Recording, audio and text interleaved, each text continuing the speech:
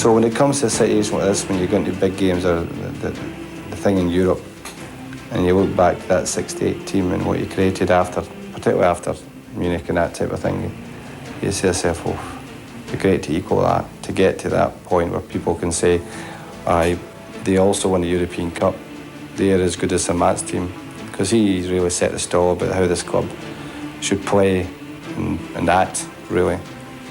I think that they've had tremendous accolades for their performances over the last 2 years, and I think some of the football they've played has been unbelievable. It's the best side I've ever had. They've had to spend so many seasons living on the memories of the Matt Busby era, but now under Alex Ferguson, the glory days are back at Old Trafford. United's fans have seen a succession of trophies rolling in, including last season, their first FA Cup and Championship double. Now, just one urgent ambition remains: to be champions of Europe. Hello, good evening. Welcome to the start of Manchester United's latest European adventure, which you can follow only on this channel. Between now and Christmas, we'll be bringing you all 6 of United's Champions League games, every kick live here on ITV. And I'm joined by a man who knows exactly what it would mean for the European Cup to come back here to Old Trafford.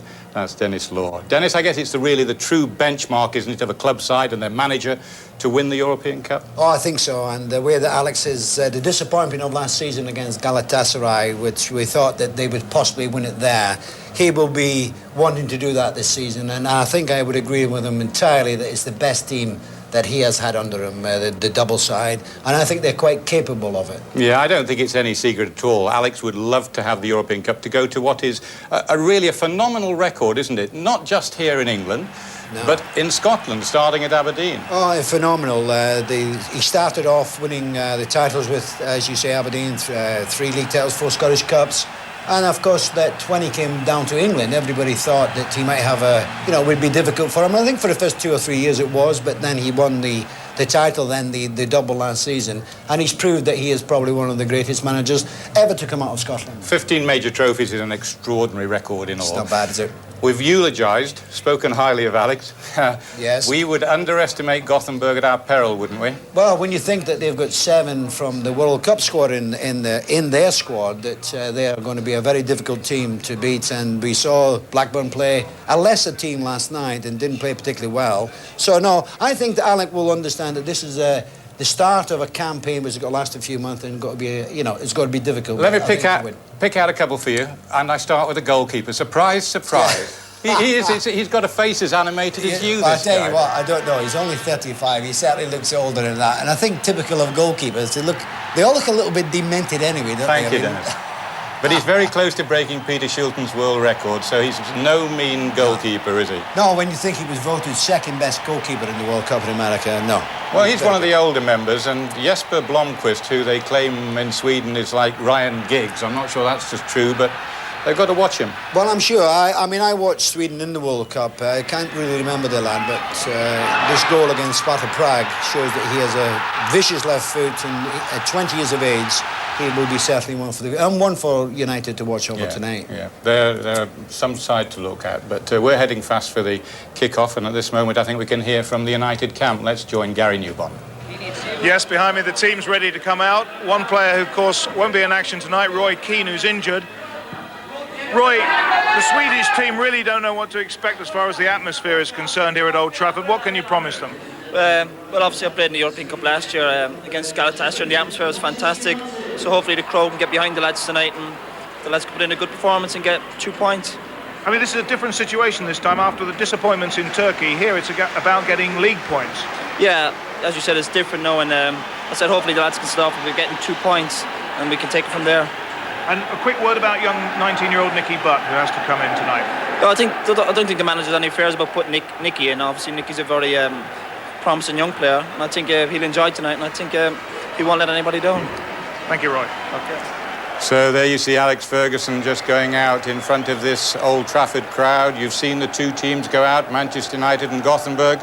Waiting for us in the commentary box tonight, I'm delighted to say we have the manager of the Premiership's top team just now, Kevin Keegan. And what a wonderful result for Kevin and Newcastle last night. Congratulations, Kevin, on that. Alongside Kevin there, of course, Brian Moore. Thanks a lot, Bob. I think the whole country echoes just what you said about that fantastic performance by Newcastle last night. We just hope that Manchester United can equal it here against Gothenburg tonight. My first job, as usual, in this wonderful setting here at Old Trafford, is to give you the team news. Well, the teams, first of all, then, starting with Manchester United. They've got Peter Schmeichel in goal, number 2, David May, 3, Dennis Irwin, 4, Steve Bruce, the captain, 5, Lee Sharp, 6, Gary Pallister, 7, Andrei Kanchelskis, 8 is Paul Ince, who's still suffering a little bit from a knee injury, 9, the 19-year-old Nicky Butt, the midfielder, making his first European appearance, 10, Mark Hughes, and 11, Ryan Giggs. And Alex Ferguson has stressed that his team must be compact and patient. I think, in fact, they'll play with 3 in midfield, Butt, Ince and Sharp, with 3 up front. They've certainly got pace down the flanks, Kanchelskis, Hughes and Giggs. No Cantona, of course, suspended. No Roy Keane has been injured. And no Brian McClare, who's fallen foul, of course, of the foreign player restriction. Gothenburg, meanwhile, as we've heard, 7 of their World Cup squad in this squad. One of the best known, of course, is the keeper, Thomas Ravelli. 2, Pontus Cormack, the captain. 3, Magnus Johansson. 4, Joachim Björklund. 5 is Michael Nielsen. 6, Michael Martinsson. 7, Magnus Erlingmark. 8, Stefan Lindqvist. 9, Jesper Blomqvist. 10 is Jonas Olsson. And 11, Stefan Pedersen. It's almost certain, I think, that Gothenburg will swamp their midfield. In fact, they've named 3 central defenders. But watch out for Blomqvist. He drifts in so dangerously from the left flank. And Erlingmark, who makes good late runs as well. And with Stefan Pedersen, who had a long spell with Ajax of Amsterdam, he'll be the lone striker up front. Hughes. Ince playing it straight to Cormack. Martinsson.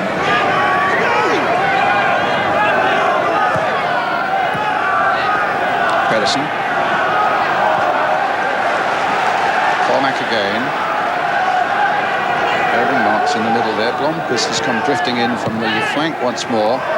Martinsson. And they've scored through Pedersen. Well, that's a real blow for Manchester United.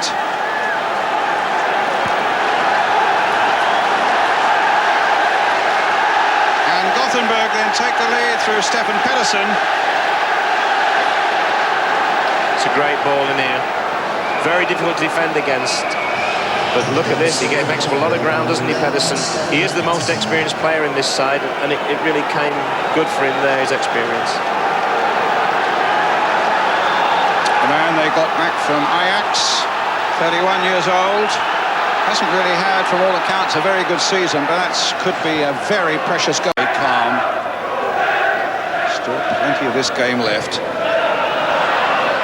But it's also important they stay very secure at the back. Bruce finding Ince. Kanchelskis. Stopped by Björklund.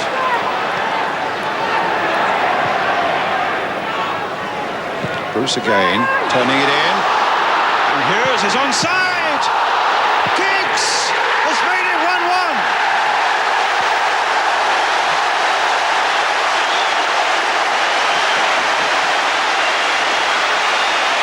Well, that'll settle people down a bit. And Gothenburg were looking for an offside, but there was a player playing onside. You can see him on the far side of the field there, playing butt onside. Hughes puts it across. They only half get it clear, and Giggs rams it home to make it 1-1. Kevin? Well, it's no more than deserved. Probably the only thing I would say is for Ryan Giggs, that'll really boost his confidence, because, as I said, he hadn't started off that brightly. His final ball hadn't been so good, at least not to the standards we expect from him. But they deserve that. They've worked hard.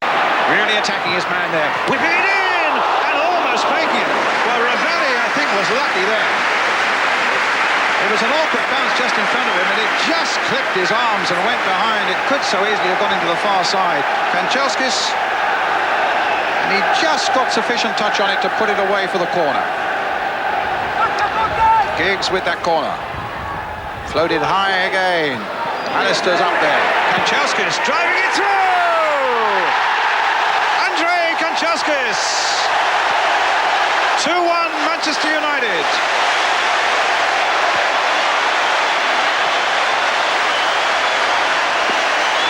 It's a great goal, Brian. I mean, they managed to get the initial one away. I think it was headed back. I think it was Pallister in the end who gets up and heads it back. And he did what everyone's got to do in this situation, kept the ball down. And Ravelli really had no chance this time. Through a ruck of players, impossible to defend. Through Mark Hughes' legs, I think it is. Yeah, terrific goal. Just what Alex Ferguson wanted.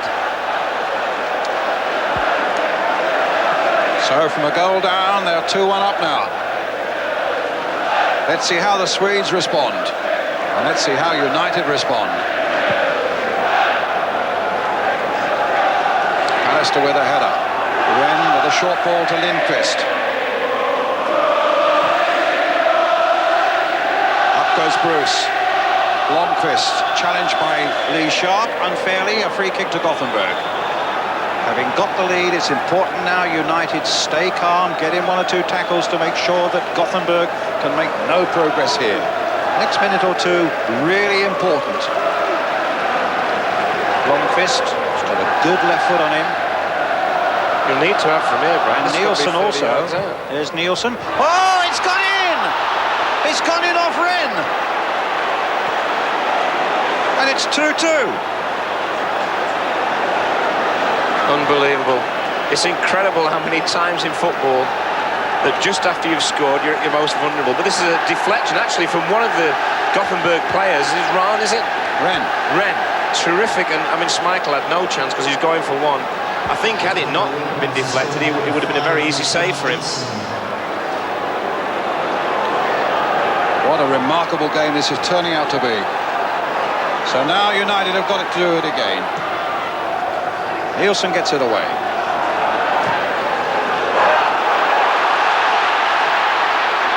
Kanchelskis. Well, he's gone tumbling in towards the crowd. No. Pallister. Sharp. Long-range shot. Plays it for Ince. Another long-range shot and a great one! Giggs again! A fantastic shot by Ince. Beaten again by the crossbar, but this time Ryan Giggs was there to finish it off. And United are back in the lead again. This is when Ravelli's luck finally ran out because he makes a great save here, Brian. Watch this. He gets a touch to this and it comes back and hits him and drops straight to who else but Ryan Giggs. Manchester United 3, Gothenburg 2. What a cup tie. Now they've got to stay firm again. By Ravelli. Well, that's Mark Hughes at his very best. Loves to feel people close up behind him, doesn't he? And just turn them. He'd be slightly disappointed with the finish, but he was falling back. Pallister with a long ball, and Nielsen just gets there to prevent it going through for Andrei Kanchelskis. David May. Here's Kanchelskis. Oh, he's put a good ball in again! It's another one! It's sharp! It's 4-2!